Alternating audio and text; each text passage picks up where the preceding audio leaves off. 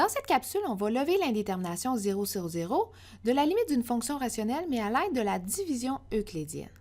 L'exemple qu'on va faire ensemble, c'est la limite de la fonction x à la 2 moins 1 sur x à la 3 moins 2x plus 1 lorsque les valeurs de x tendent vers 1. On peut voir tout d'abord que c'est bien une limite de forme 0 sur 0. Si on prend des valeurs proches de 1, on voit que notre numérateur, x2 moins 1, tend vers 0. Donc, 1 moins 1, ça tend bien vers 0. Et ensuite, x à la 3 tend vers 1. 1 moins 2 moins 1 plus 1, 0.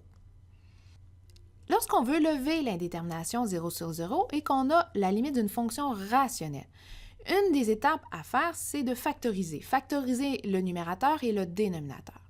On peut voir que notre numérateur, x à la 2 moins 1, c'est une différence de carré, alors la factorisation va être égale à x moins 1 fois x plus 1. Pour ce qui est de notre dénominateur, x à la 3 moins 2x plus 1, c'est un petit peu plus compliqué parce qu'il n'existe pas de méthode simple de factorisation pour les polynômes de degré 3. Alors, ce qu'on va faire, c'est qu'on va utiliser un arme infaillible, ce qui s'appelle le théorème de factorisation. Et ce qu'il dit, le théorème, c'est que si vous connaissez un zéro d'un polynôme, nécessairement vous connaissez un facteur de ce polynôme-là. Par exemple, dans notre facteur x à la 3 moins 2x plus 1, on sait que x égale à 1 est un zéro de ce polynôme-là. Alors, nécessairement, le théorème dit que x moins 1, le facteur associé à mon 0 x égale à 1, x moins 1 va être un facteur de mon polynôme. Et ça va nous emmener à écrire notre polynôme x à la 3 moins 2x plus 1 comme le produit de ce facteur x moins 1 fois un deuxième facteur qui va être, lui, de degré 2. La division euclidienne, ici, ce qu'elle va nous permettre de faire, c'est d'isoler ce deuxième facteur q de x. Donc, en effet, si vous divisez x à la 3 moins 2x plus 1, par mon facteur x moins 1, on va trouver notre polynôme q de x.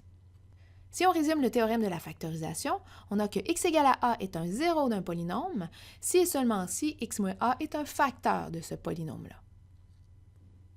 Alors, on va résumer les étapes à suivre pour lever l'indétermination 0 sur 0. En premier lieu, il faut bien sûr trouver la forme de la limite lorsque les valeurs de x tendent vers a. Deuxièmement, il faut factoriser pour faire apparaître le facteur responsable du 0 au numérateur et au dénominateur. Troisièmement, quand on va factoriser, on va pouvoir simplifier ces facteurs-là. Et quatrièmement, on va pouvoir évaluer notre nouvelle fonction, la limite de notre nouvelle fonction simplifiée. Alors, allons-y.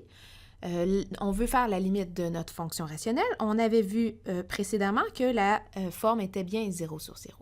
Pour ce qui est de la factorisation, bon, au numérateur, ça avait déjà été fait.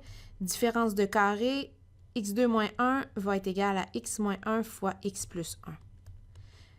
Pour ce qui est de notre dénominateur, on a vu que x égale à 1 est un zéro de ce polynôme-là, alors x moins 1 va également être un facteur de ce polynôme-là.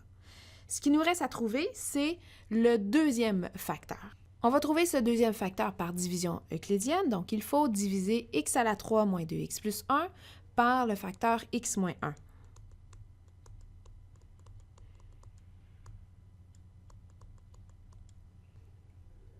Alors, la division se fait comme ceci. X à la 3, on le divise par notre premier terme dans notre diviseur, qui est x. Donc, x à la 3 divisé par x donne x2. Ensuite, on fait la multiplication. x2 fois x moins 1, ça va nous donner x à la 3 moins x2. Ensuite, on soustrait le polynôme x à la 3 moins 2x plus 1 par x à la 3 moins x2. Donc, les x à la 3 s'annulent, il reste x à la 2 moins 2x plus 1.